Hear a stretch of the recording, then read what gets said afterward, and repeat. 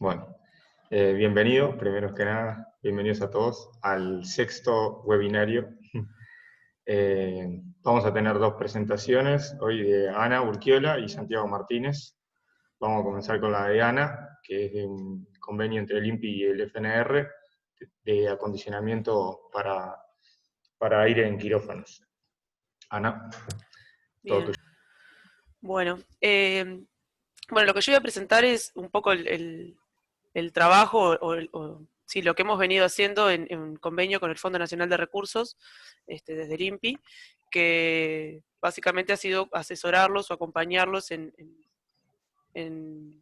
las auditorías en el área de acondicionamiento y ventilación en los centros de salud.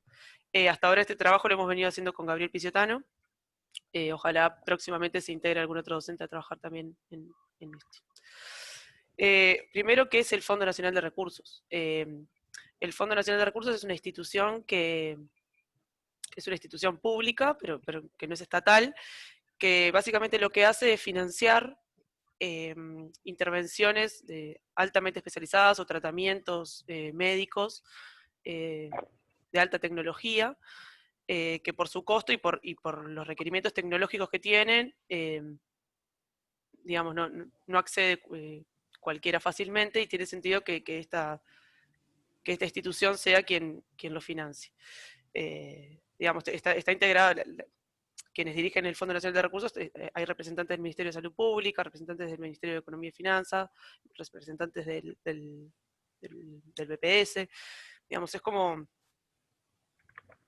una institución bastante amplia.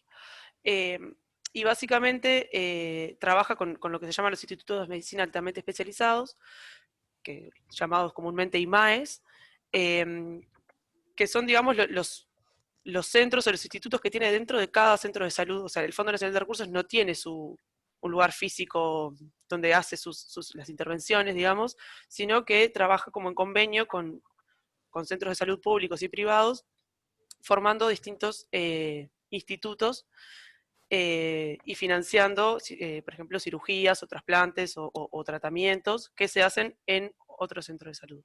¿Ah? No sé si quedó claro. Entonces, de alguna forma, el fondo tiene que chequear o asegurarse que están funcionando bien, ¿no? O sea, hace auditorías a estos IMAES para ver cómo están funcionando. El fondo, la facultad, digamos, ya tenía un convenio con el Fondo Nacional de Recursos, que en realidad con el Instituto de Ingeniería Eléctrica, que los asesoraban o los acompañaban en las auditorías en el área de equipamiento eléctrico. ¿Tá? Bueno, y desde 2018 se firmó el convenio con el INPI para trabajar en la parte de ventilación y acondicionamiento de aire.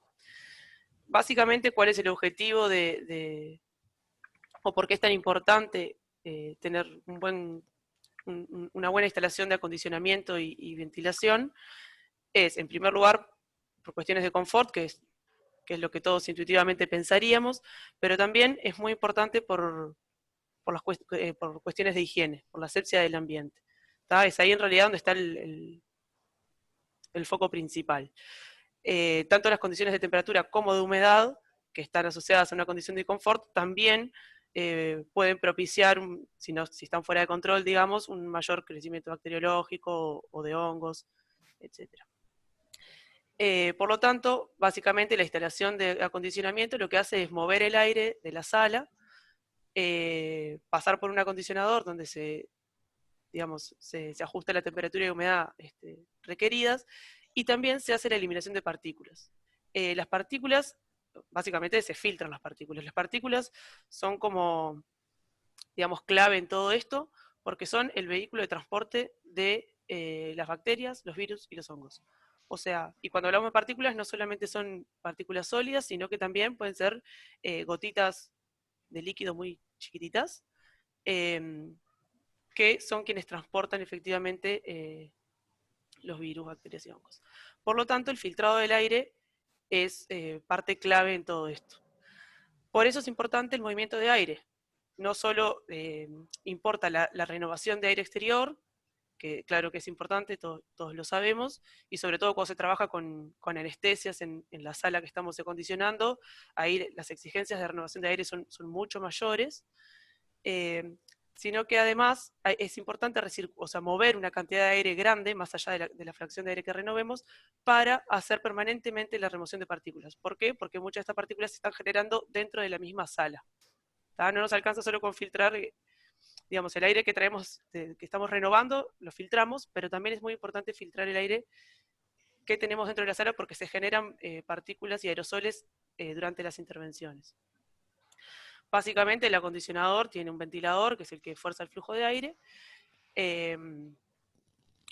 un intercambiador que se encarga del enfriamiento y secado del aire, donde, digamos, regulamos la humedad, el contenido de humedad del aire, que está conectado a un circuito de agua fría y por lo tanto en alguna parte de la instalación tenemos un chiller, un intercambiador de calentamiento donde se eleva la temperatura hasta el valor deseado, conectado también a un circuito de agua caliente y una caldera. O sea, equipos que podrían haber en cualquier planta industrial también, ¿no? Como para darnos cuenta de que terminan siendo instalaciones de gran porte. Y bueno, y tenemos también varias Una etapas de pregunta. filtro. Sí. ¿El chiller es, o sea, es literalmente el mismo o tiene alguna especificación por dónde se está usando? No, usan chiller como cualquier otro que ves en la industria. Es un chiller igual que es. Digamos, tiene un circuito de agua, un circuito secundario. El circuito va a enfriar el aire. ¿Me explico? O sea, el chiller. Sí, sí, O sea, está. sí, Es está. el mismo, Sí, literal. es el mismo, es el mismo. Es igual. No hay ninguna diferencia. Dale, perdón la interrupción. No, no pasa nada. Bueno, y tiene varias etapas de filtrado, por lo menos dos. Yo ahí puse un filtro primario como previo a la entrada del acondicionador, digamos, o a las etapas de enfriamiento y secado y calentamiento, y un filtro secundario. Suelen tener además alguna etapa adicional de filtrado. Bueno, eso como un poco de introducción. Y ahora quería comentar un poco también, cómo trabajamos, porque la realidad es que actualmente no hay normativas locales con respecto a la calidad de aire en los quirófanos. Ahora ya pasamos a los quirófanos porque nuestras intervenciones hasta ahora han sido principalmente en quirófanos, así que me voy a centrar un poco en eso. No hay normativas locales que definan específicamente la calidad de aire, sino que hay decretos que definen muchas otras cosas y con respecto a esta temática recomiendan el uso de las normas internacionales. Yo ahí puse algunos materiales, digamos, que hemos usado como referencia, pero hay otros. Una norma española que habla sobre instalaciones de acondicionamiento de aire en hospitales, que, bueno, digamos, define todo un sistema de clasificación de las distintas áreas, cómo se debe trabajar, cuáles son los requerimientos de temperatura, humedad, presiones diferenciales, que ahora vamos a ver algunas cosas de eso. Después la norma ISO, de salas limpias y ambientes controlados, que básicamente realiza una clasificación en relación al contenido de partículas, y especifica cómo es todo el procedimiento de conteo de partículas y el ensayo que se debe hacer de forma periódica. Y en el ASHRAE, bueno, yo ahí puse uno de los capítulos que hemos consultado bastante y que también hace otra clasificación. Cada norma hace su clasificación y en general hay, digamos, como se terminan correspondiendo, ¿no? Las clasificaciones entre una y otra con pequeñas diferencias, pero en general cuadran bastante. Entonces, de alguna forma, lo que nosotros tenemos que hacer en este trabajo con el fondo es, en base a las normas internacionales, tratar de pasar un poco en limpio, digamos, y decir, bueno, qué se puede exigir a los IMAES y cómo ir caminando de a poco a mejorar la calidad del aire en las salas, a mejorar las prácticas de operación y de mantenimiento de los equipos, ¿no? Es como un proceso en el que está, diría yo, los quirófanos en el Uruguay. O sea, no hay estándares definidos estrictos, sino que vamos como construyendo ese camino un poco junto con el fondo. Bueno, la clasificación según la norma española de los quirófanos, hay 3 clases. Las clases A y B son las que nosotros con las que más trabajamos, porque la clase A son los quirófanos de alta tecnología, donde se hacen los trasplantes, cirugías cardíacas y prótesis, que entran dentro de la categoría de de tratamientos o intervenciones de alta tecnología. Bueno, el mismo título lo dice. Y después las cirugías clase B, que por ejemplo entraría la colocación de marcapasos. O sea, los imanes de colocación de marcapasos es una de las intervenciones que el fondo financia. Y bueno, eso clasificarían como clase B. Y después las cirugías clase C son cirugías menores que no, las exigencias son menores y no hemos trabajado con eso. Algunos valores de referencia, bueno, las temperaturas en rangos más bien usuales de confort, digamos, que conocemos, la humedad del orden del 50% en general, puede haber algunos casos donde los requisitos sean distintos, pero esto es como para tener una idea. Una humedad que puede en algunos días resultar un poco baja para la humedad ambiente, entonces es importante tenerla controlada. Bueno, el tema de las presiones diferenciales es un tema digamos, fundamental y que a veces uno no lo tiene tan presente. Trabajar con salas presurizadas y tener, digamos, como todo un esquema donde cada sala, de la sala más limpia a la más sucia, siempre se tiene una mayor presión, de forma de evitar infiltraciones de aire sucio, de zonas sucias a zonas más limpias. Eso es toda una lógica que puede ser bastante compleja dentro de todo el hospital, digamos, ¿no? Pensando solo en el quirófano, bueno, yo lo presurizo, digamos, pero después hay que asegurarse de que eso funcione correctamente en toda la instalación, digamos, es bastante delicado. Claro, los quirófanos clase A y B tienen exigencias mayores con respecto a la presurización.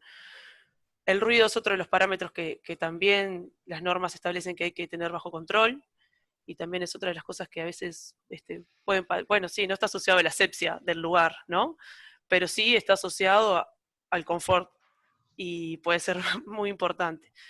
Los problemas de ruido en las instalaciones de aire, si estamos trabajando con velocidades muy grandes, pueden ser importantes, y entonces tener ese parámetro bajo control, bueno, es importante también. Y después el filtrado, ¿no? El filtrado de las partículas. Las normas en general establecen que para los quirófanos clases A y B, que son con los que nosotros trabajamos, se requieren 3 etapas de filtrado. Una primera etapa con un filtro que filtra el 60% de las partículas de cierto tamaño, ahora voy a comentar un poquito de eso. Una segunda etapa que filtra al 95% de las partículas, y finalmente un filtro terminal de alta eficiencia que filtra hasta el 99,9%. Ese filtro terminal se llama filtro terminal porque se coloca, digamos, en la boca de salida, en el punto de inyección de aire a la sala. Son filtros muy costosos y suele haber todo un mundo alrededor de los filtros EPA, y es muy común que, digamos, que estén como muy preocupados por el filtro EPA y que los cambien con mucha frecuencia, pero a veces no está el problema ahí. A veces no hace falta cambiar cada 3 meses el filtro EPA, que sale $1.500, sino que lo que hace falta es tener bien las etapas de prefiltrado para que cuando el aire llegue ahí, si ya llega con un 95% de filtrado en la etapa del filtro F9, el filtro EPA, digamos, va a trabajar de mejor manera. Entonces, a veces lo que hemos notado es que muchas veces se pone el foco desde los centros de salud, desde las áreas de mantenimiento, ponen el foco en lugares que de repente no son el clave, digamos, para hacer funcionar correctamente. Y que muchas veces lo que hace falta no es hacer una gran inversión para tener una buena calidad de aire, sino tener bajo control lo que uno está haciendo, ¿no? Bueno, y después lo otro que está es la clasificación con respecto al número de partículas, que bueno, está asociado obviamente al filtrado, y que es una de las mediciones más importantes que tienen que tener, digamos, cuando se hacen estas auditorías. La norma ISO establece una clasificación en función del número de partículas. Ahí yo puse una tabla solo a modo ilustrativo, pero la idea es, bueno, los quirófanos clase A son los que admiten un menor número de partículas, ¿no? Ahí dice que deben clasificar como ISO 5 o ISO 6. Los quirófanos clase B, como ISO 7, son menos exigentes, y los ISO 8 son menos exigentes. Un comentario, bueno, vieron que el de mayor exigencia, el clase A, dice, bueno, puede ser ISO 5 o ISO 6. Ah, bueno, lo hacemos ISO 6, que es menos exigente. En realidad pueden ser ISO 5 o ISO 6 dependiendo del tipo de flujo que tengan en la sala. Las salas blancas que le llaman, en general trabajan con un flujo laminar, se admite un menor número de partículas, y el flujo laminar básicamente lo que hace es inyectar el aire de forma como muy controlada sobre la camilla donde está el paciente y hacer, digamos, sacar las partículas como por barrido, ¿tá? Y se toma el aire desde la zona baja de la sala. Entonces se tiene como muy, muy controlado el flujo de aire. Son en general instalaciones con un mayor costo que las que trabajan con un flujo turbulento, que básicamente lo que hacemos es meter mucho aire, tener un flujo turbulento y básicamente diluir las partículas que están en el aire. Entonces ahí la exigencia en cuanto al número de partículas es menor, se trabaja con caudales distintos, ¿no? Ana, discúlpame, Sí, tengo una consulta. Y ahí sí. la inyección cuando el flujo es turbulento lo No veo, sería no veo quién pregunta, perdón. Lucía Nahuar. Ah, ¿cómo andas? ¿Todo bien, vos? Bien, decime. Con el flujo turbulento, entonces ahí la inyección sería desde cualquier pared, por ejemplo. Sí, en general sí, es desde los laterales. Ahí Y va. no tiene ¿Y el por qué tener una retorno igual? distribución específica. Y el retorno es, por ejemplo, en la pared opuesta. Ah, bien, bien. ¿Tá? Pero no se Está. tiene, en general es en la pared opuesta, pero digamos, puede haber otros escenarios. Pero lo que es importante es que son dos operaciones completamente distintas. Operaciones, no me refiero a la cirugía, sino No. a cómo opera el sistema Sí. de aire. Y otra cosa que no entendí es, ¿el número de partículas menor es para el flujo laminar o el turbulento?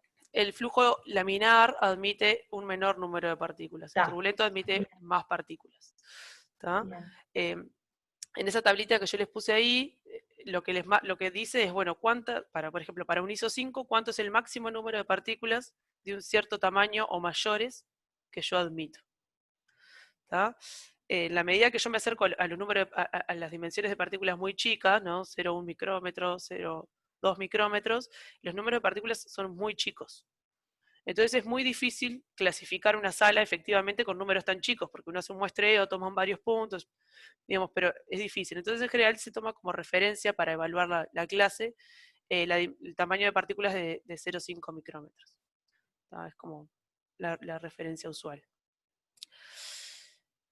Controles de parámetros hay de distintos tipos, ¿no? Hay algunos que son permanentes o que deberían ser permanentes, que son temperatura, humedad y presión. En general, temperatura y humedad sí son de control permanente, o sea, uno entra al blog y tiene un display donde dice la temperatura y humedad que hay en ese momento en la sala. El de presión no siempre está. Y después están los parámetros que se evalúan periódicamente. ¿Tá? Bueno, cuando tenemos cuando se pone en marcha una instalación nueva o cuando hay una parada de mantenimiento y se vuelve a poner en marcha, se tiene que hacer todo el testeo de todas estas variables que hemos visto, ¿no? Temperatura, humedad, bueno, análisis microbiológico, ese también se hace, pero nosotros no participamos de la evaluación, evidentemente. Clasificación por partículas, ruido, presión diferencial, ¿tá? Digamos, estos testeos, evaluaciones se hacen en general por un agente externo al centro de salud. ¿tá? O sea, se contrata ahí a empresas que más o menos son siempre las mismas que van a los distintos lugares, que son quienes hacen las mediciones de partículas y el chequeo de temperatura, humedad y todo esto que estamos diciendo. Y después tienen una validación anual, que es la que debería llegarnos a nosotros una vez por año, un informe con toda esta evaluación. ¿Tá? Bueno, y después puede haber otros escenarios donde pase alguna anomalía y tengan que poner en marcha el nuevo sistema y tengan también que evaluar los parámetros, pero son cosas particulares. Básicamente nosotros lo que revisaríamos serían los informes de validación anual. Esto es lo que establece la normativa, después lo que pasa en la realidad es un poco distinto, pero... O sea, me es un poco distinto en el sentido de que no siempre cada un año llega un informe, que las cosas llevan bastante tiempo de implementarlas, de resolverlas, y de repente en un año todavía no se terminó de implementar una de las mejoras que ya se había propuesto el año anterior, ¿no? Los IMAES con los que hemos trabajado hasta ahora son, bueno, el de artroplastia de cadera de Médica Uruguaya, el de trasplante de médula ósea del SMI, trabajamos con CENAQUE también, que es el Centro Nacional de Quemados. Bueno, está con los IMAES de trasplante hepático, marcapasos y artroplastia del Hospital Militar, y con el de marcapasos del Hospital Británico. Yo ahí puse todos los IMAES que tienen estos centros de salud, pero con algunos, como los de hemodiálisis, por ejemplo, no hemos trabajado. Una cosita, no voy a entrar en detalles de qué se hizo en cada uno, voy a contar un poco en qué consiste nuestro trabajo en general, pero como un paréntesis, esto que hablábamos de las condiciones de confort, que decía, bueno, el valor de referencia sería entre 20 y 24 grados, ¿no? La temperatura que a cualquiera de nosotros nos resultaría de confort, pero por ejemplo, en el caso del CENAQUE, ¿no? La gente que llega ahí, gente que sufrió quemaduras muy importantes, y en general pierden la piel, y entonces las temperaturas de trabajo en todo el CENAQUE, uno entra ahí y hace un calor impresionante, ¿no? O sea, la temperatura ambiente es de 36 grados. Y entonces ahí el confort es el del paciente, no es de todo el personal de salud que está trabajando, sino que, bueno, es evitar que el paciente se muera de hipotermia, ¿no? Entonces, bueno, el foco así puede ir cambiando un poco en los distintos parámetros, en las distintas aplicaciones. ¿Tá? El tipo de tareas realizadas, yo ahí puse como algunos puntos. Bueno, revisión de informes periódicos de control de calidad de aire. A ver, nosotros lo que hacemos es acompañar al fondo, digamos, en la evaluación de los informes de calidad de aire, y somos un poco como un nexo para transmitir la información de un lado al otro, pero nosotros no proyectamos instalaciones, no diseñamos cómo lo tienen que hacer, no calculamos, nosotros decimos esto debería lograr este estándar, bueno, por qué caminos se va a ir, bueno, ellos tendrán que evaluar alternativas, y si quieren consultarnos porque, bueno, están evaluando entre dos equipos y no saben si uno, bueno, nosotros podemos, digamos, darles alguna clase de apoyo, pero nosotros no somos ingenieros consultores de cada IMAE. Nosotros trabajamos como en apoyo al fondo. ¿Tá? Sí, hemos hecho visitas, inspecciones a las instalaciones, tanto a las salas de máquinas, como a los bloques quirúrgicos. Hemos hecho algún acompañamiento, digamos, ahí sí sería los IMAES, en la evaluación de alternativas de equipamiento e instalaciones, como, bueno, tenemos que cambiar esto y no sabemos, y bueno, ustedes tienen que lograr tales condiciones, entonces caminen hacia ahí.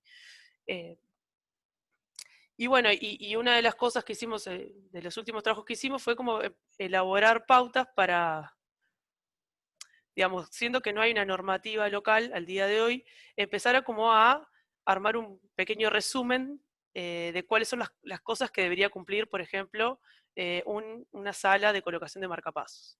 Y cómo establecer cuáles son los requisitos mínimos y cuáles serían los plus, digamos, hacia los que se podría ir caminando, como para establecer una pequeña referencia, por lo menos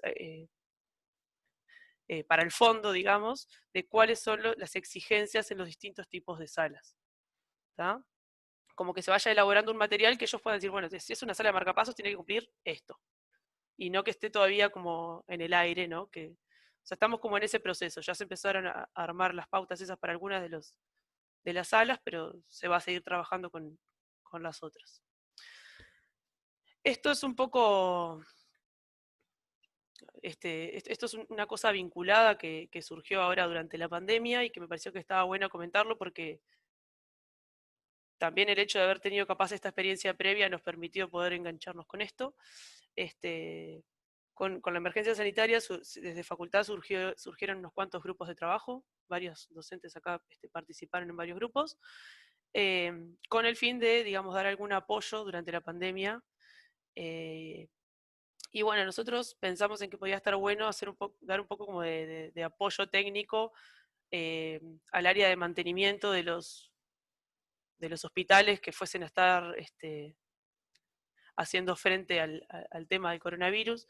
En principio con el Hospital Español, tuvimos unos cuantos intercambios, pero bueno, todo el apuro y la locura de que todo podía explotar en cualquier momento, hizo que ellos ya habían tomado decisiones, ya habían instalado cosas. Y entonces lo que sí hicimos, y que fue para mí un trabajo que yo por lo menos me quedé muy contenta, hicimos un trabajo con el INOT. A ver, el contacto con estos lugares fue también en parte a través del fondo, digamos, ¿no? Y nosotros nos movimos para llegar después definitivamente al INOT o al Hospital Español. En el INOT particularmente trabajamos con Sofía Gervás, Agustín Ibáñez, Federico Fabri y Gustavo Tesore. El INOT es el Instituto Nacional de Ortopedia y Traumatología, que está ahí frente al Monumento de Valle. Es un edificio que fue reciclado, o sea, y estaba hecho como a nuevo, como Instituto de Ortopedia. Y se tenía el plan de que si todo explotaba, digamos, el coronavirus, que por suerte no se ha tenido que usar esto, iba a haber que transformar eso como en salas de CTI. Entonces tenías una instalación bastante nueva, o muy nueva, diría yo, que eventualmente iba a ser modificada para una cosa que esperábamos que no perdurara mucho en el tiempo. Entonces tampoco podías decir, digamos, empiezo de cero. O sea, hay que hacer modificaciones, pero que esto tenga retorno para cuando esto vuelva a funcionar como fue diseñado. Entonces, básicamente, lo que hicimos fue, bueno, visitamos el lugar, estudiamos los planos, hicimos una propuesta de cómo se debería adaptar la instalación y cómo se debería operar el sistema que tienen, con algunas modificaciones y algunos agregados que había que hacerle, para lograr los requisitos que se solicitaba para este virus. Hicimos un informe que yo creo que quedó muy completo y ellos se quedaron muy, muy contentos, y por suerte hasta ahora no se ha tenido que implementar, pero bueno, creo que fue un trabajo que estuvo bueno. Y otra cosa que hicimos con Federico Fabri, con Bernardo Durán, que es un ingeniero que tiene mucha experiencia en el área de ventilación, digamos, estuvimos participando de un intercambio con la Facultad de Odontología. Ellos estaban queriendo poder restablecer su actividad de clínicas.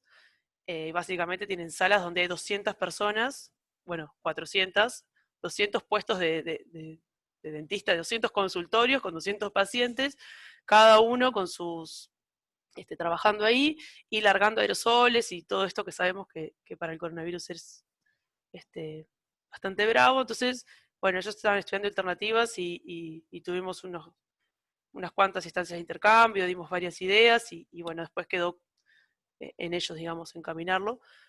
Pero bueno, creo que estas cosas también, el haber tenido una experiencia previa, nos hizo que pudiéramos como agarrarlo con un poco más de confianza. Bueno, y finalmente, no sé si estoy muy extendida del tiempo, unos comentarios de qué aportes creo yo que deja esto al INPI, a la facultad y capaz que a la UDELAR, no sé. Primero, con respecto a la enseñanza, concretamente los temas con los que hemos estado trabajando están directamente vinculados a temas de cursos del INPI, como transferencia de calor y refrigeración, y probablemente también vinculados a otros cursos que estaría bueno después extender, digamos.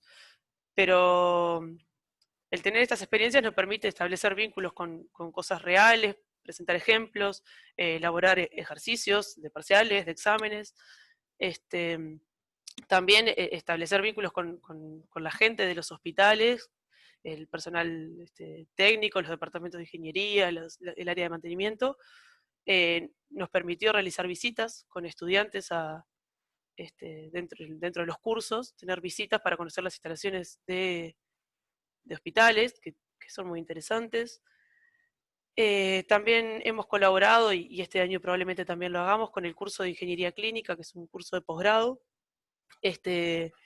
Digo, la colaboración es puntual, dando una clase con respecto al tema de acondicionamiento de aire. Y bueno, y también como que abre toda una posibilidad de trabajar en proyectos de grado o de posgrado en temas de ventilación y acondicionamiento de aire, que bueno, ya hemos visto algunos estudiantes interesados y incluso hemos conversado entre nosotros de la idea de poder, digamos, armar un curso de posgrado de cuestiones de ventilación que tiene sus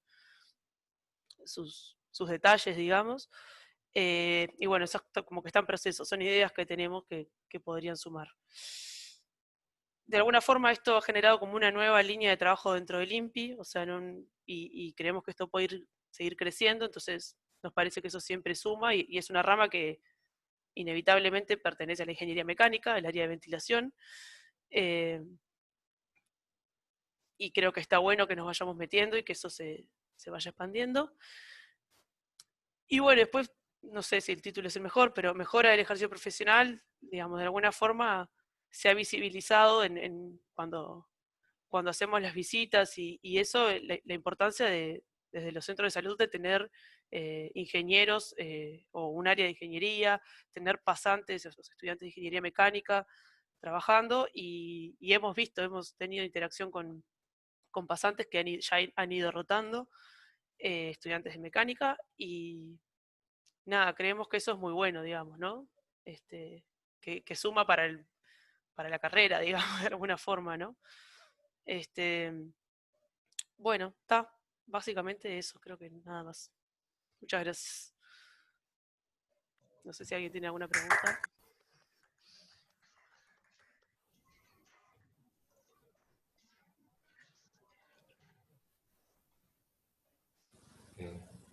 ¿Preguntas? Están abiertas. Tengo una pregunta. Sí. Es un convenio con el Fondo Nacional de Recursos y esto, o sea, ¿lo hacemos como parte de la universidad o es pago, digamos? ¿Entra plata al instituto? No, en el convenio implica que ellos pagan por intervención, digamos. Digamos que nuestro convenio es un copy-paste del convenio que ya tenían con el Instituto de Eléctrica. Nos pagan por cada actividad que se hace, o sea, cada instancia que ocurre, que no necesariamente es cada visita, ¿no? Obviamente, en realidad cada instancia es, bueno, hacer la visita, ir a una reunión con el departamento técnico, a veces con los jefes del área, no sé, y elaborar un informe, o sea, evaluar su informe y elaborar un informe respecto de eso. Bueno, ahí cerrás como una etapa, una intervención, digamos. Eso lo vamos como conversando con la gente del fondo. ¿Cómo decimos, llegan bueno, las oportunidades? ¿Cómo llegan las oportunidades de que cómo llegó digamos, la propuesta del fondo? No, en particular cada uno de los IMAES. O sea, ¿ellos se anotan o el Fondo Nacional les avisa a ustedes? Ah, no, a nosotros nos avisa el fondo. Nos dice, bueno, tenemos que hacer la auditoría a tal lugar. A ver, yo creo que en realidad la cantidad de auditorías que hemos hecho es poca para la cantidad de IMAES que hay en todo el país. Pero obviamente esto no funciona tan aceitado como eso de que todos los ISMAES entregan una vez por mes un informe, una vez por año un informe de evaluación. Eso todavía no pasa, o no así tan sistemático. Claro.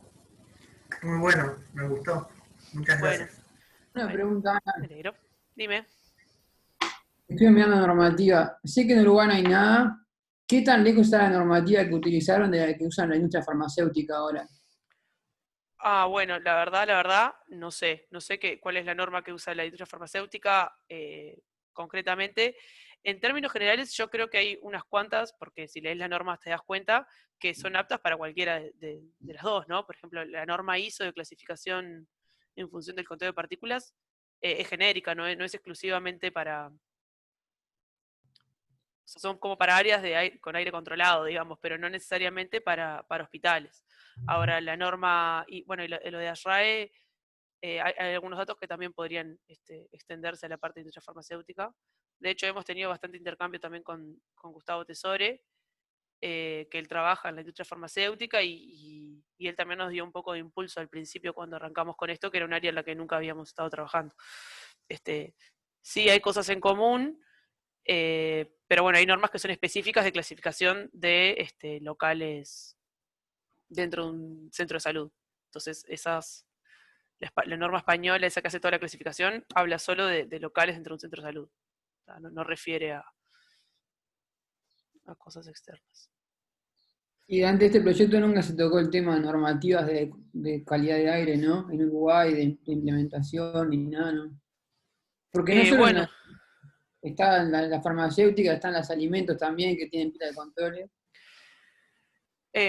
bueno, yo en el área de alimentos menos idea tengo en realidad. Pero no, a nivel, en farmacéutica se usan las normas internacionales. Eso sí te lo puedo decir, no hay normativa local.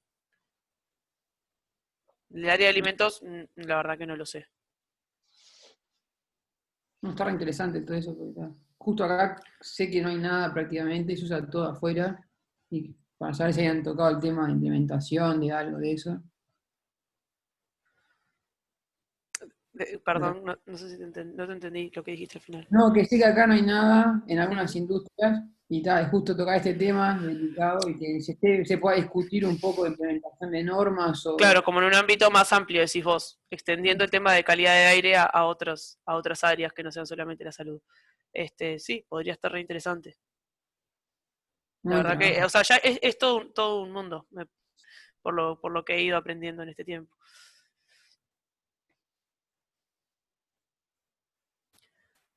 Bueno, bien, no sé, si nadie tiene ninguna pregunta, ya está. Bueno, impecable, entonces. Muchas gracias, Ana. Estuvo muy lindo, la verdad. Nada. Bueno, Muy interesante. Bueno, así que le damos la bienvenida a Santiago. Muchas gracias por la presentación. Te cedo la pantalla. ¿Sí? ¿Se me escucha bien? perfecto. Se escucha.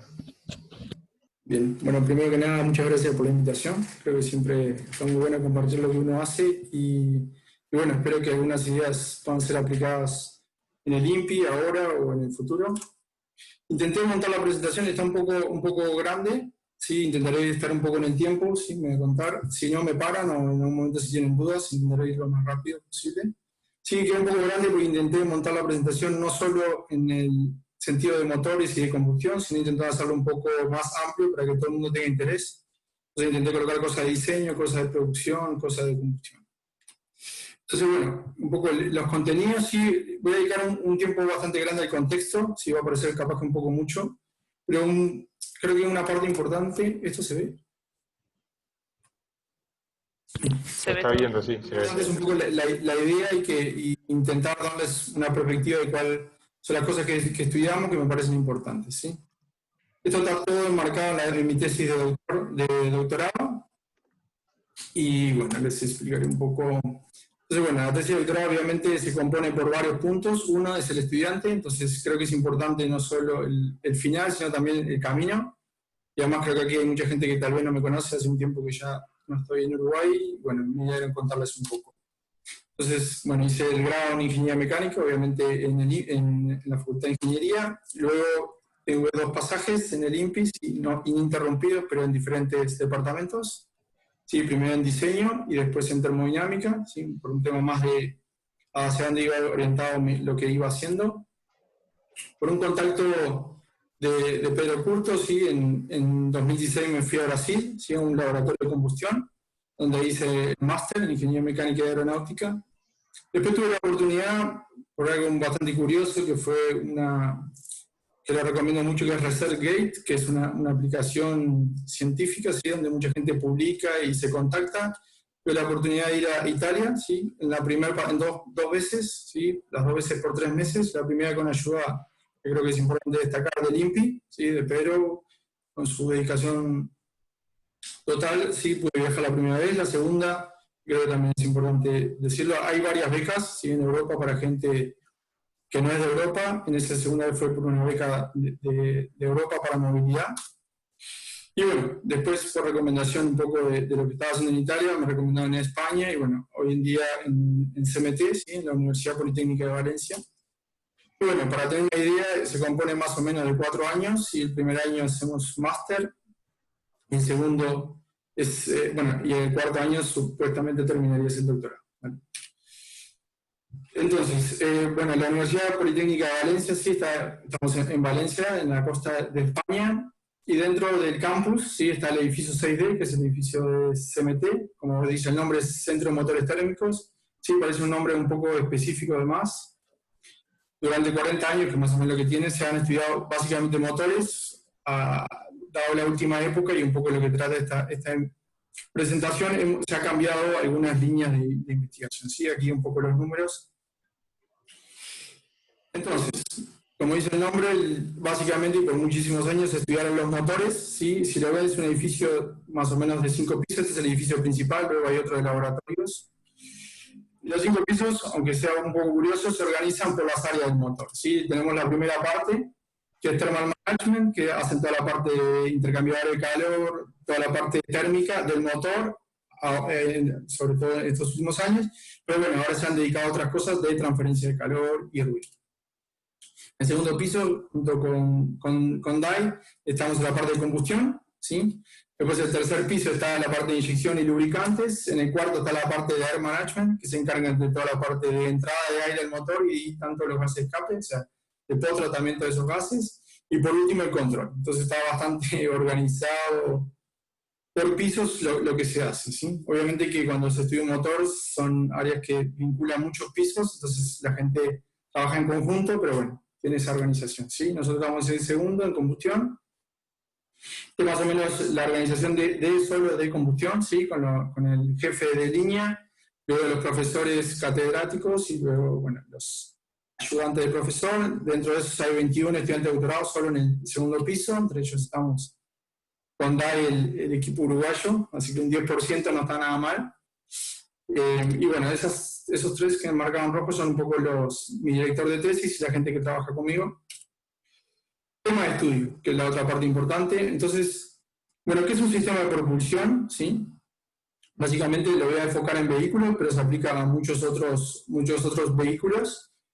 Bueno, este es un layout clásico de un vehículo donde tenemos un combustible, que es el que nos proporciona la energía para poder movernos. Si esa energía química del combustible la queremos transformar en energía mecánica en el motor, entonces a través de la transmisión, que lo que hace es vincular la velocidad de las ruedas de una forma más agradable para el motor, y por ahí vemos un 30%, ¿sí? Ese 30% de eficiencia, que intenté poner un poco esa parte de las pérdidas, que un poco se trata de los híbridos, bueno, un 30%, o sea, es el 70% de la energía del combustible la perdemos, ¿vale? Esos 30 son lo que pasan en la transmisión.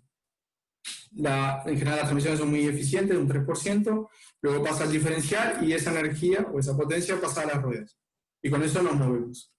Sí, como dije, eso también se aplican a barcos y hay muchas cosas que se hacen aquí en CMT que se aplican a barcos o a otras cosas, como bicicletas. Y bueno, ¿por qué la palabra electrificados o híbridos? Entonces, lo que se combina es que en el tren de potencia, o sea, lo que impulsa el vehículo, tenemos otra fuente de energía, que en este caso es una batería. Entonces, vemos esta es tracción trasera, esta es tracción delantera, pero da igual. Al final tenemos otra vez un motor de combustión y obviamente un combustible, ¿sí? Por ahí coloqué 40-42%, o sea, ya podemos ver que el motor va a ir más eficiente. Entonces la primera pregunta es, ¿el motor cambió o cambió el sistema? Y bueno, un poco de eso voy a hablar, pero es un poco de las dos. Luego aparece un motor eléctrico, ¿sí? Que es muy importante y eso es lo que genera la otra fuente de energía para las ruedas, ¿sí? Con una eficiencia muy, muy grande. Cuando vemos esto, creo que ahí sale el pensamiento de mucha gente, es, bueno, entonces no usemos más los motores, usemos motores eléctricos, al final son más eficientes. Pero bueno, hay un montón de otras cosas, como además son los costos, que hacen que no sea la única opción y por eso hay hoy un debate y no hay una sola opción de vehículo, ¿sí? Luego tenemos una batería de alta energía, que luego voy a explicar un poco cómo se modela y cómo trabajamos con ella y bueno, los cables, ¿sí? Ahí vemos solo un 10% de pérdidas en la batería por transferencia de calor, que se transforma en calor y eso lo tenemos que evacuar. Entonces ahí en la parte de transferencia de calor hay muchísimo trabajo en baterías. Bueno, y los cables. Sí, también tenemos transmisión y diferencia. Entonces, hay una cosa que aquí no conté en el vehículo convencional, es la energía de frenado. O sea, aquí, cuando esto es para impulsarnos hacia adelante, pero obviamente en un momento tenemos que frenar. O sea, un vehículo en condiciones transitorias tiene que frenar, y es en un vehículo normal, el que tenemos prácticamente todos, no tengo vehículo, pero bueno, el que tienen todos, esa energía la perdemos, ¿sí? La perdemos en forma de fricción, calor, y no la recuperamos. Y eso es lo que hace el vehículo híbrido. El vehículo híbrido absorbe esa energía y entonces lo hace más eficiente, ¿sí? Y un poco de eso voy a hablar también. Entonces, alguien me puede decir, si es híbrido tiene que tener una fuente de electricidad. Y bueno, no siempre, ¿sí? Y un poco de eso voy a mostrar en el siguiente gráfico. Pero no siempre necesitamos una toma o una conexión a la red eléctrica de casa o de donde sea, si hay vehículos híbridos que no lo necesitan. Entonces, ¿qué tipo de vehículos híbridos? Y por ahí vemos un montón de nombres. Tenemos, bueno, el no híbrido o el convencional. Después, en no enchufables, o sea, que no requieren conexión a energía eléctrica, tenemos el micro híbrido, el mid hybrid, o mid híbrido y full híbrido, ¿sí? Que se van aumentando. Ahora voy a mostrar la energía de la batería. Híbrido enchufable, o sea, el que conectamos a la red eléctrica. Y después hay otro que son últimamente muy interesantes, que es el fuel cell y el puro eléctrico. Entonces, ¿cuáles usan motor de combustión, cuáles no? Bueno, el fuel cell y el puro eléctrico no, usan solo un motor eléctrico. Y bueno, lo que puse aquí, un motor eléctrico solo el no híbrido, si el convencional no lo usa. Baterías, ahí me puedo decir, bueno, pero mi vehículo tiene batería. Sí, tiene una batería, pero muy pequeña, ¿sí? De 12 voltios, con una energía, o sea, 0,7 kilovatios hora, esa es la energía que posee la batería para entregar. Es pequeña, ¿sí? Cuando vamos a un microhíbrido estamos hablando de 24 voltios, 1,5 kilovatios hora, mid hybrid ya vamos a 60 voltios, por ahí van a ver mucho 48 voltios, 60 voltios, es general un voltaje de seguridad, abajo de él las instalaciones eléctricas son bastante fáciles y bastante económicas, por arriba de ese voltaje se necesitan otras complicaciones. Full híbrido estamos hablando de 200-400 voltios y ya un vehículo híbrido enchufable o puro eléctrico que necesita de la red eléctrica ya va a un voltaje bastante mayor. Sí, y aquí vemos las energías. Combustible. Entonces, aquí yo he puesto diésel gasolina, dejé diésel gasolina. En general, estos o son diésel o son gasolina o nafta. Siempre pueden ser a gas o bueno, en general son diésel gasolina. El híbrido enchufable usa diésel gasolina más la electricidad, o sea, lo necesitamos enchufar. El fuel cell cambia el motor eléctrico por un convertidor de hidrógeno a energía eléctrica, ¿sí? Eso es la fuel cell. Entonces, bueno, el combustible principal es otro y es el hidrógeno, y lo puro eléctrico que solo funciona en electricidad. Entonces, creo que la pregunta que viene inmediata aquí es, bueno, ¿cuál es el mejor caso? ¿Cuál es el peor caso? Lo que yo respondería es que no existe uno o el otro, existe la vida real. En la vida real hay un montón de complicaciones, un montón de escenarios, y ahí creo que cada país debería tomar su política independiente, siendo cómo es su matriz energética.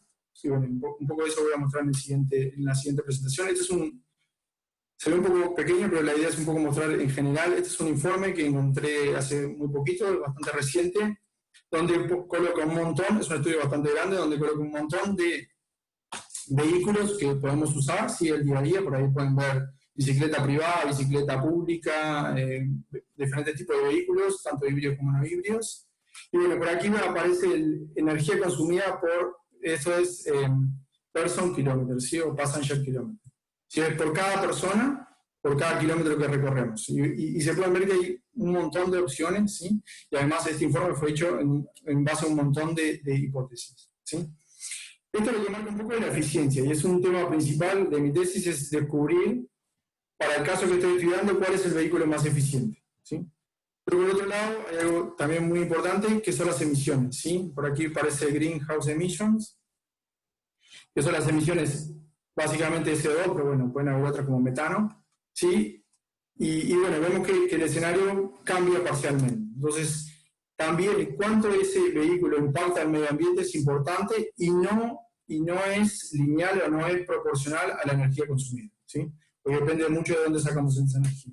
Entonces, por ahí salen las preguntas, bueno, ¿qué piensan las empresas? ¿Qué piensan las empresas de energía? ¿Y qué piensan los usuarios? ¿Sí? Y por ahí voy a poner un bien mayor que es el gobierno, ¿sí? ¿Cuáles son las políticas que al final, todos estos de aquí abajo, al final tienen que seguir influenciando más o menos tenemos que seguir, y bueno, voy a explicar un poco qué es lo que dice la normativa, sobre todo en Europa. Entonces, bueno, por ahí pueden escuchar, y cuando estuve ahora en Uruguay hace poco, había un anuncio ahí de Kutza que trae los nuevos motores Euro 5. Entonces, ¿qué es la normativa euro o europea? Es una normativa que establece restricciones para las emisiones de los vehículos. O sea, para vos poder vender un vehículo o un motor necesitas cumplir con determinados niveles de emisiones, ¿sí? Por aquí puse un gráfico NOx, NOx, y aquí es PM, particulate matter, partículas, ¿sí? Que son dos emisiones, sobre todo peligrosas en los motores, y cómo ha mejorado en los últimos años. O sea, de 1992 hasta 2013, los NOx han reducido un 95%, esa es la legislación, así como las partículas. Entonces vemos que el gobierno ha impuesto a las empresas una alta restricción en cuánto pueden emitir esos vehículos. ¿Sí? Por acá vemos 2000 Euro 5, si se lo va a traer, estamos un poco atrás, ¿sí? Creo que ese tipo de datos hay que tenerlos en cuenta, y es algo que tal vez el INPI puede trabajar, ¿sí? Tanto con empresas como Kutza, como así con el gobierno, o sea, como una idea, ¿sí? Por ahí les dejo, para camiones sí hay que diferenciar. La legislación trae para vehículos de pasajeros, entonces en un vehículo de pasajeros tú tienes que homologar tu vehículo, la empresa, ¿sí? La empresa que lo vende. Para camiones es solo el motor, ¿sí? Porque los motores de camiones muchas veces se usan para autobuses o para ómnibus, o también se pueden usar para máquinas agrícolas, entonces al final cambia un poco la legislación, ¿vale? Y por ahí alguien puede preguntar, pero ¿qué pasa con el CO2? ¿Qué pasa con cuánto consume el vehículo? Eso no lo restringe, o no le restringía la normativa euro, ¿sí? Ni en Europa ni en ningún lugar del mundo. Y en los últimos años, dado el calentamiento global y los índices de aumento de temperatura y de emisiones de CO2, se han impuesto determinadas regulaciones, ¿sí? Pero aquí sale, esto lo pusieron en Europa, sí, en 2015 de verdad que es un target, en 2021 es una regla.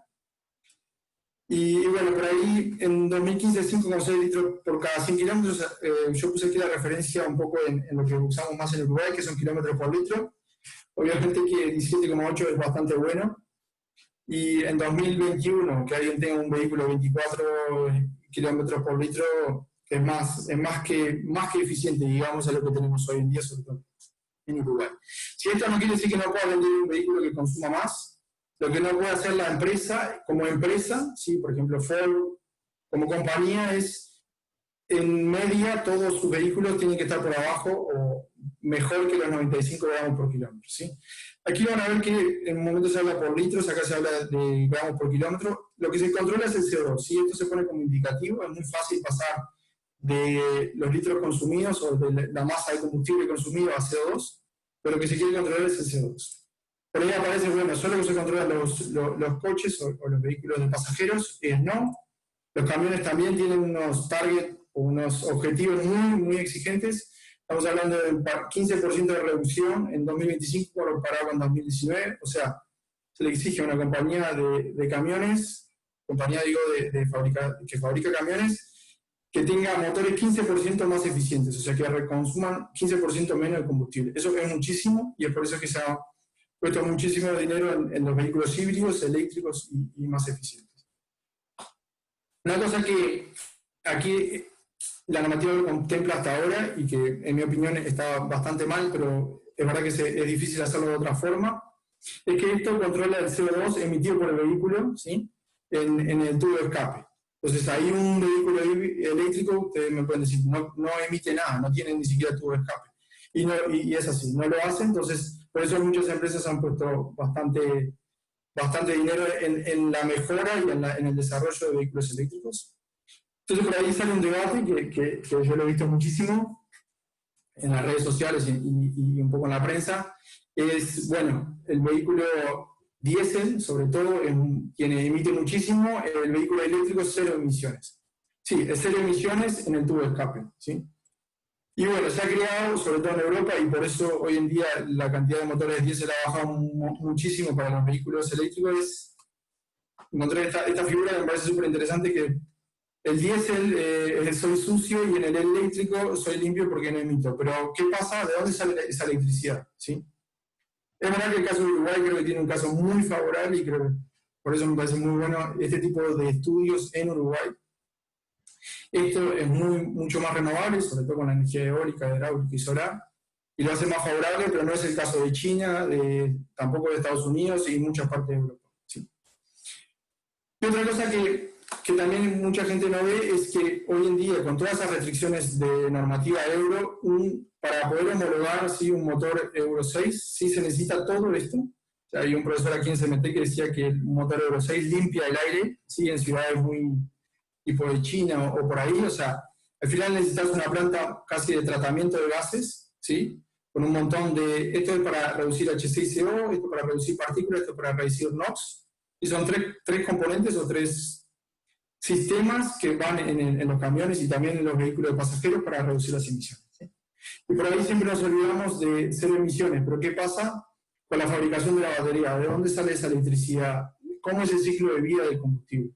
Y aquí he puesto bastante esfuerzo en mi tesis para poder estudiar estas cosas. Un poco atrasado en tiempo, pero bueno. Bueno, entonces, por ahí salen un montón de lados de Future is Electric y mucha gente empujando para el eléctrico, y hay alguien que seguimos un poco, que es un poco un desarrollador de software de CFD que dice, de Future is Eclectic, o sea, que en verdad todas las tecnologías deberían ser tenidas en cuenta en su justa medida.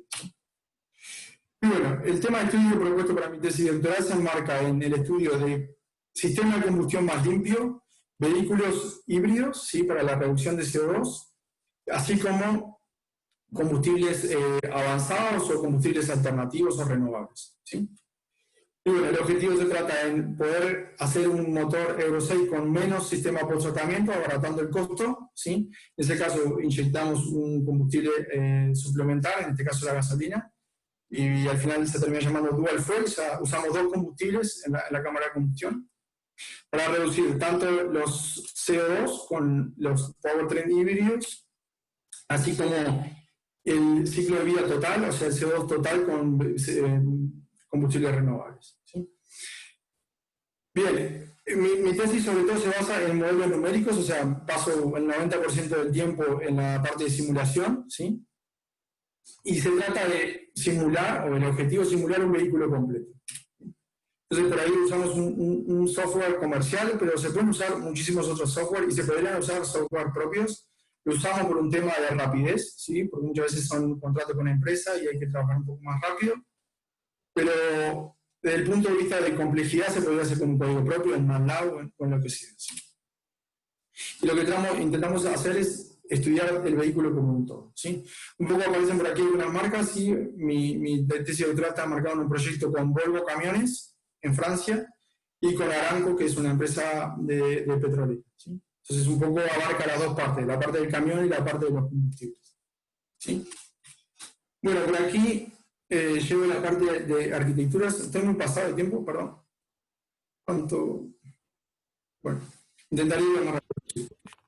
Cuando hablé de arquitectura, o sea, cuando hablo de vehículos híbridos, sí pueden ser enchufables o no enchufables, pero además los motores eléctricos y la batería se pueden colocar de diferentes formas, ¿sí? Por ahí aparece el vehículo Series, ¿sí? El vehículo Parallel y el vehículo Power Split, que es el que usa el Toyota Prius.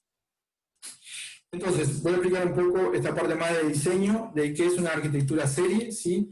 Básicamente usa el viejo concepto de motor generador, o sea, tenemos un motor de tracción conectado a la rueda del vehículo y apartamos el motor, ¿sí? del movimiento de las ruedas. Entonces, con eso podemos tener una parte pura eléctrica, donde la batería entrega la energía, una parte de regeneración de energía, o sea, el frenado recuperamos, y la parte de carga de la batería. Entonces, ahí el motor lo podemos hacer funcionar en un punto de operación óptimo, o sea, no dependemos de la velocidad del vehículo para operar el motor. Y con eso mejoramos la eficiencia. El sistema Parallel, bueno, hay varios tipos, ¿sí? No quiero entrar tanto en detalle, pero existen P0, P1, P2, depende de donde pongamos el motor eléctrico, ¿sí? Depende de donde lo pongamos, nos va a dar diferentes capacidades, ¿sí? Yo estudié el P2, que es un poco el más ventajoso porque consigue separar el motor de combustión del motor eléctrico por un embrague, ¿sí?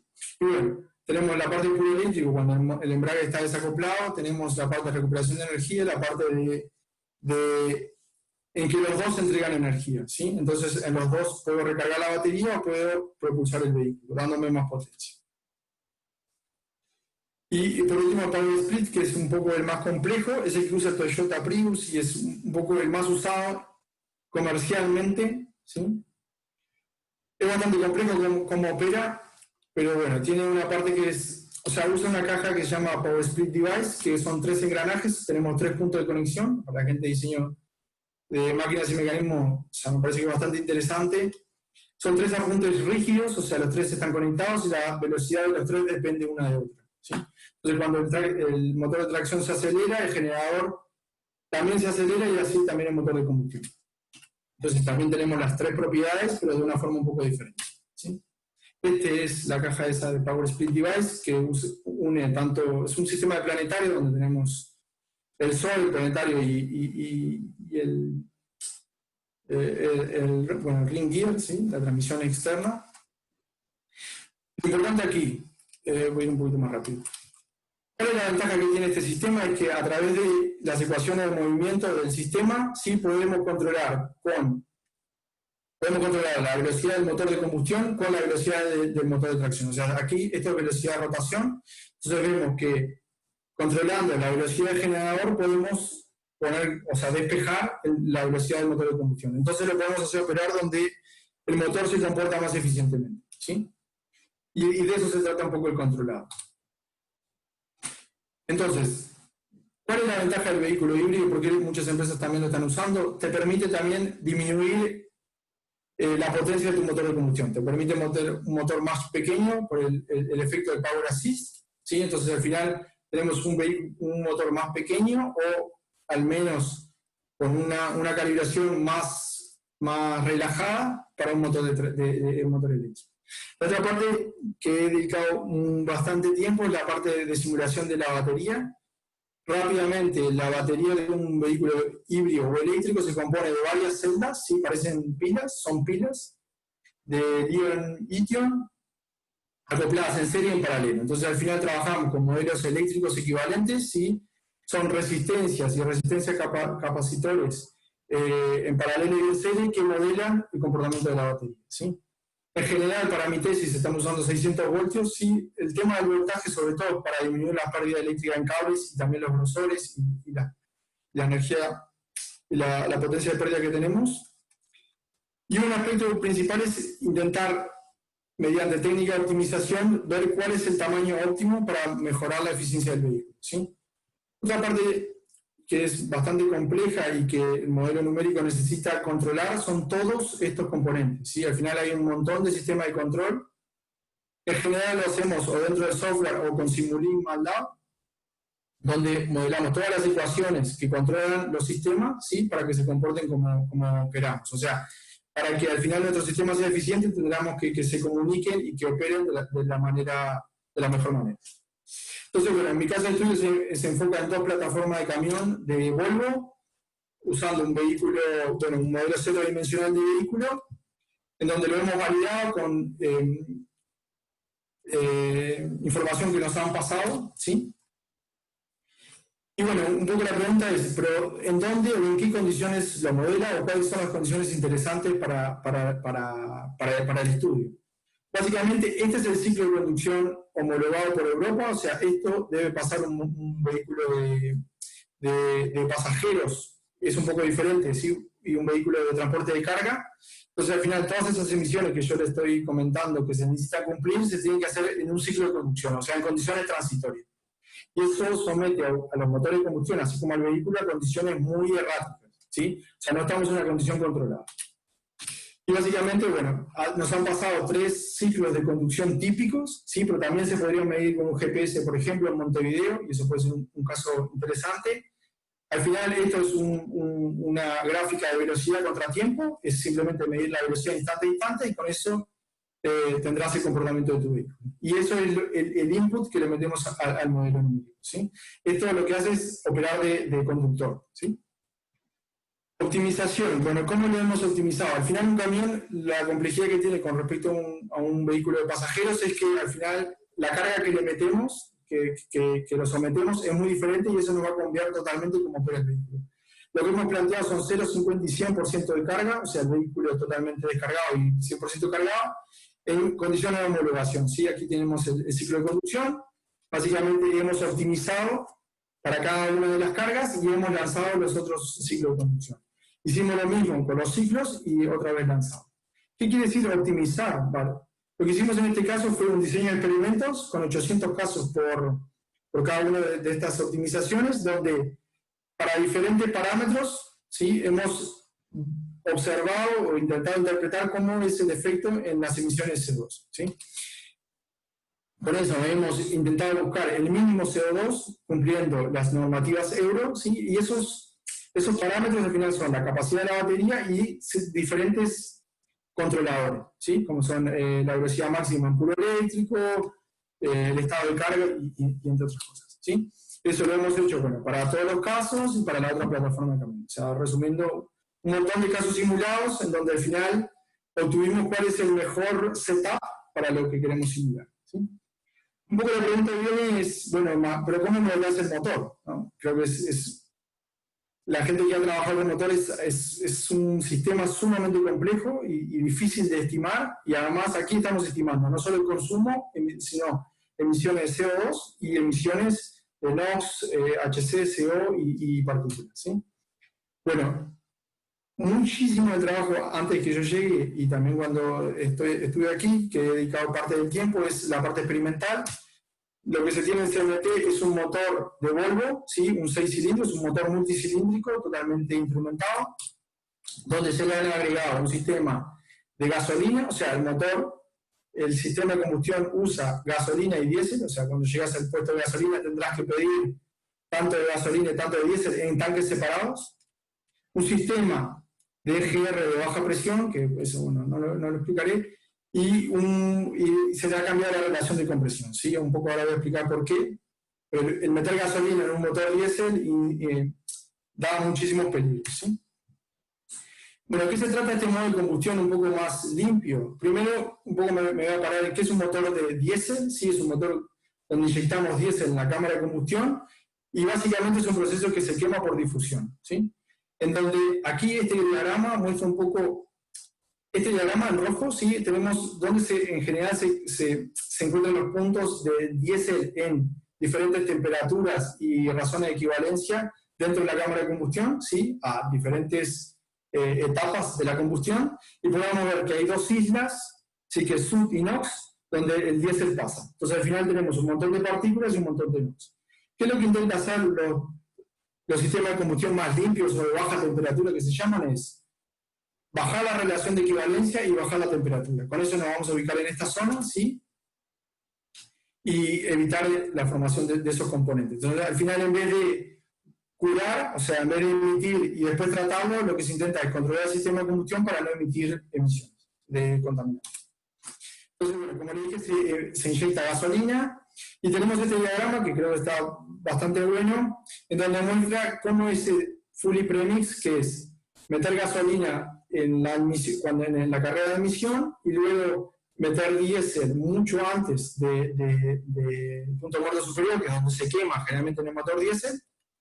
Lo metemos mucho antes, tenemos una cámara de combustión con que se le dice una estratificación de reactividad, o sea, al final tenemos diésel, gasolina con aire mezclado y con eso quemamos a más baja temperatura por mucha dilución de EGR, así que es meter los gases de escape en la emisión, o sea, bajamos la dilución y bajamos la temperatura.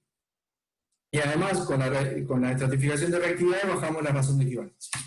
Sí, eso tiene mucho peligro porque al final lo que se quiere es llegar a toda la carga. Este es un mapa de calibración, ¿sí? De un motor. Al final tenemos diferentes RPM, diferentes giros y diferentes cargas. ¿Sí? Esto está normalizado, pero al final hay diferentes posiciones de acelerador, ¿sí? Del vehículo. Pero nosotros queremos operar a tope de potencia.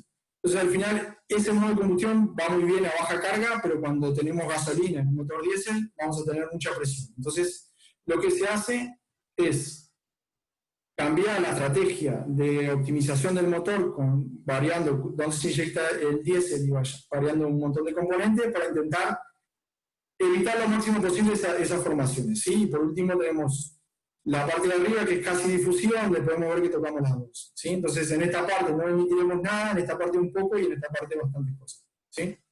HCS o no sé. Bien. Quiero reparar en esto, voy un poco pasar el tiempo otra vez, pero ¿qué es la calibración de un motor? Al final lo que se hace es tomar, en este caso, 54 puntos de operación, o sea, determinar diferentes velocidades y posiciones de acelerador y evaluar el sistema de combustión. En este caso es el concepto que le estoy hablando de diésel gasolina, y al final lo que queremos encontrar es, en este mapa, que al final es después de los 54 puntos, hacemos una interpolación, ¿cuál es la eficiencia de mi sistema? ¿Sí? Brake Thermal Efficiency al final es cuánta energía de mi combustible la pasé a energía mecánica. Por acá vemos un tope de 43, 42%, ¿sí? De energía total, de eficiencia total. Sí, eso lo hacemos cambiando un montón de parámetros, ¿sí? Y al final, estos son los inputs para dar esto, ¿sí? Aquí tenemos, bueno, presión de inyección, presión del turbo, cantidad de dilución y demás. Y al final tenemos este tipo de mapas, que es de cómo yo modelo el motor, que al final tenemos un mapa de consumo, o sea, sabemos cuánto consume el motor en cada punto de operación y sabemos las emisiones, ¿sí? Por ahí aparece lo que decía el ciclo de análisis de vida y los combustibles renovables, por ahí aparece el OMEX. Dai en el próximo seminario les va a hablar un montón de esto, ella se encarga más del estudio más fundamental de este combustible. Si es un combustible que básicamente es una forma de usar hidrógeno de forma líquida, si a través de la captura de CO2, al final, o sea, lo que hacemos es capturamos CO2 del ambiente y con hidrógeno junto hacemos este combustible que se llama OMEX, que tiene algunos beneficios como ser un combustible oxigenado, entonces al final la cantidad de partículas, o sea, la dilución y el oxígeno que tiene el combustible va a hacer que no emitamos partículas, sino emitamos hollín. Y por otro lado también, como es un combustible renovable, al final por aquí vemos, estamos limpiando el ambiente, digamos. ¿Bien? Tiene algunas contras, es el precio y sobre todo el poder calorífico. Siempre que tenemos un combustible de poder calorífico bajo, como por ejemplo también el etanol, nos hace que tengamos que gastar más combustible y al final eso tiene que ser mucho más barato para que sirva, ¿sí? Pero acá vemos un mapa de calibración, simplemente remarcar que no tiene SUP, o sea, esto es cero. O sea, muchas veces pensábamos que no funcionaba el aparato de medición, ¿sí? Y con esto, al final un poco el resultado, lo que hicimos fue evaluar un camión, en este caso fueron dos, pero bueno, voy a pensar los resultados de uno en un diagrama de este tipo Spider, donde tenemos diferentes pesos, o sea, tenemos el consumo energético, el motor eléctrico que tenemos que poner, la batería, las emisiones. Esto para el caso de referencia, siempre en un estudio necesitamos un caso de referencia. Cuando aplicamos ese sistema de combustión no híbrido, vemos que más o menos tenemos la misma eficiencia energética, más o menos el mismo CO2, no emitimos NOx, emitimos un poco de partículas, de hollín, de SUP. Cuando lo hibridamos, conseguimos no emitir ni NOx ni hollín, conseguimos mejorar la eficiencia, ¿sí? Metiendo un motor eléctrico y metiendo una batería. Y bueno, hay diferentes arquitecturas que pesan un poco diferentes, ¿sí? Cuanto el Series tiene un motor un poco grande y una batería un poco más grande por la potencia que necesitamos, ¿sí? Pero bueno, mostrarles que un poco de esto va mi trabajo, de identificar para un camión determinado cuál es el sistema más eficiente y más amigo del ambiente, digamos. Y otra cosa que creo que es importante, y sobre todo viene el sistema de control, sí, este es un mapa, ¿vale? Un mapa de consumo de energía, un consumo de masa, ¿sí? Brake Specific Consumption es cuánta masa estamos metiendo por kilovatio hora de energía que generamos. Y esto vemos un vehículo no híbrido, ¿sí? Va por todo el lado del mapa. Entonces, al final, un vehículo no híbrido funciona a muchas RPM y a muchas potencias, y eso hace que todo nuestro mapa tenga que ser bueno, ¿sí? Cuando vamos a un vehículo híbrido, podemos ver que eso cambia bastante, ¿sí? Porque lo podemos controlar mejor. Un vehículo de paralelo, en este caso, bueno, opera en varias, por el tipo de arquitectura, opera en varias RPM y potencias, pero vemos que podemos concentrar en una parte y además podemos cortar el mapa, o sea, podemos hacer que nuestro motor esté más relajado. Y lo mismo con un serie, sus dos puntos de operación, sí, aquí se ven transitorios, pero básicamente operamos en esta zona para el Power Split y en esta zona del Series. Entonces al final podemos hacer optimizaciones aquí y aquí para mejorar nuestro sistema. Y no precisamos gastar un montón de tiempo optimizando todo el motor, ¿sí? Para todos los regímenes.